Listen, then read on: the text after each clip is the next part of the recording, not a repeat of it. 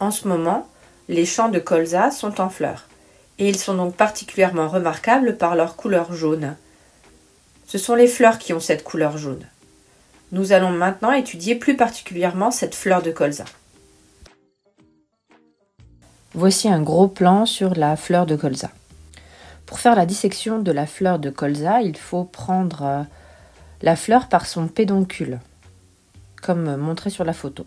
Si nous la retournons, on peut observer les sépales, qui sont des petites protections des pétales et qui, sur le colza, ont la même couleur que les pétales, c'est-à-dire jaune. Pour commencer la dissection et constituer le diagramme floral, nous allons d'abord enlever les sépales.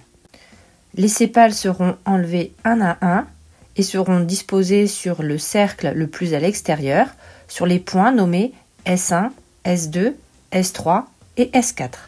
Nous allons procéder de même avec les pétales et on les mettra sur le deuxième cercle, sur les points appelés P1, P2, P3, P4.